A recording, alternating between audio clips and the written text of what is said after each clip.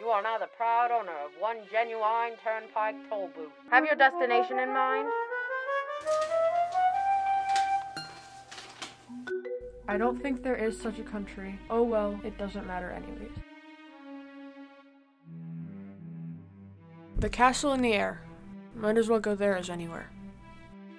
The castle in the air by way of Dictionopolis and Digitopolis and all points west.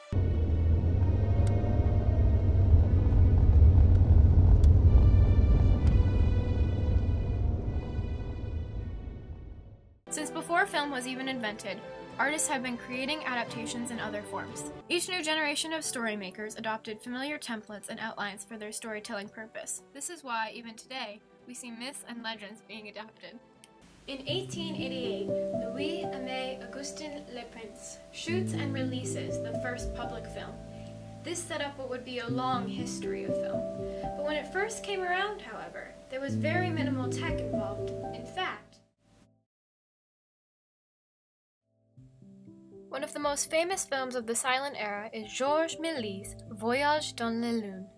This is the first science fiction film to grace the screen. As a result, Méliès was considered one of the fathers of both film and special effects. Now we travel from the Valley of Silence to a clearing slightly to the left. Here we see an orchestra full of hundreds of instruments. Standing on a tall podium is a lone figure, directing them all. He is Chroma the Great. As he directs, vibrant colors flood the ever-changing sky.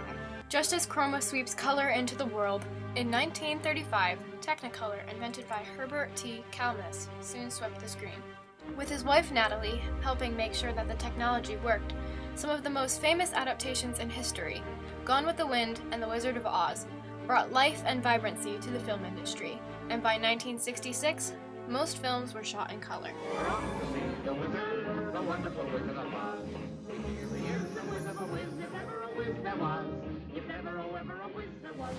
Won't you take me with you? In 2015, the author Saint-Exupéry's estate contacted him about making the movie, but Osborne said the book exists in the imagination of every reader. Osborne says there's a new version of the book that's created every time someone reads it. I couldn't stop thinking about the idea of using the book as sort of the beating heart at the center of a larger story that was about the experience that one can have with the book. Still to this day, every time I open it, I have the same pure melancholic and nostalgic joy. There's something about it that really grabs me every time, and I just focus on that joy. And I kept the book close to me all the time we were in production. The director said that he wanted this movie to be an homage to the togetherness of theater, that the experience of a movie is not quite the same without family or friends in a theater together. King Azaz, the Unabridged, has provided a banquet where Milo and Talk hear several stories of real-world adaptations and how they came to be. How true. There must be something we can do about it. Perhaps you might allow rhyme and reason to return? Ah, how nice that would be. Even if they were a bother at times. Things always went so well when they were here. Dictionopolis will always be grateful, my boy. You will, of course, need a guide, and since he knows the obstacles so well, the humbug has cheerfully volunteered to accompany you. Now, see here. You will find him dependable, brave, resourceful, and loyal. I'm sure he'll be great help.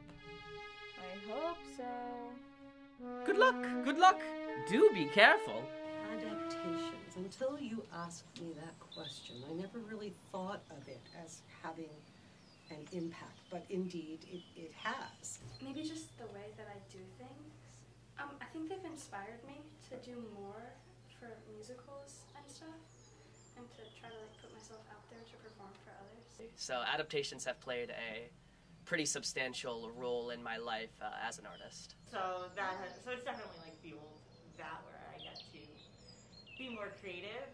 Hearing the difference from us practicing it in the theater, sitting in our little circle with our little scripts out, and reading back and forth and having the one-on-one interaction with all the other people we're acting with. Adaptations have made me see original works through a new light and have been able to inspire me in new ways to I could do this with my own, or I could be able to transform different pieces in so many ways. I didn't know a whole lot about it. We kind of just went to film and then read through the script and saw everything. and we knew where the jump cuts would be, and we knew kind of, like, we got a sense of what it would be like. The party continues to Dictionopolis, City of Numbers. A city of science, numbers, and studies, he shows you how adaptation studies can help us learn about the science behind why we like watching film adaptations of literature. One of the first principles of adaptation studies is that adaptations create a cycle.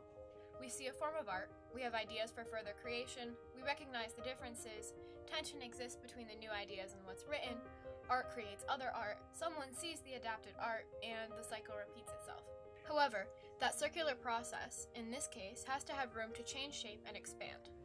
Adaptations experiment with many factors such as genre, mood, time period, and style. They can also take one angle from one piece of work. For example, one piece of literature could have one adaptation made per each theme of anthropology, social history, cultural studies, structuralism, feminism, psychoanalysis, and psychology. The end goal is in sight, as the ragtag party approaches the mountains of ignorance. Past the demons lies the castle in the air, and rhyme and reason. The last pieces come together, as we pull people out of ignorance into knowledge and to why this is important. By this point, you may be thinking, this is great, but what's the point? Film adaptations of literature have been an important way for artists to express themselves throughout time. The hope is that this encourages you to do the same. I have made my production binder with the entire experience of making this documentary, the adaptations, and more. If you wish to learn more about AV, documentaries, the adaptation, or anything in this documentary, it is available to you. Now watch as we see Milo, Talk, and Humbug pass the last of the demons of ignorance.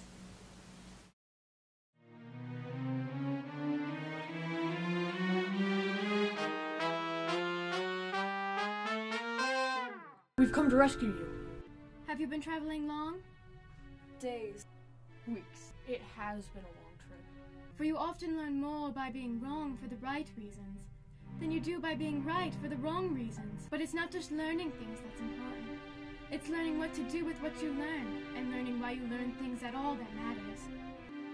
You may not see it now, but whatever we learn has a purpose, and whatever we do affects everything and everyone else, even in the tiniest way.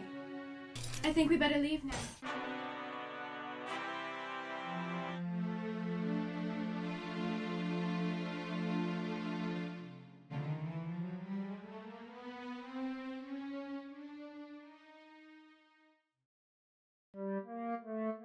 Dear Milo, you've now completed your trip, courtesy of the Phantom Toll Booth.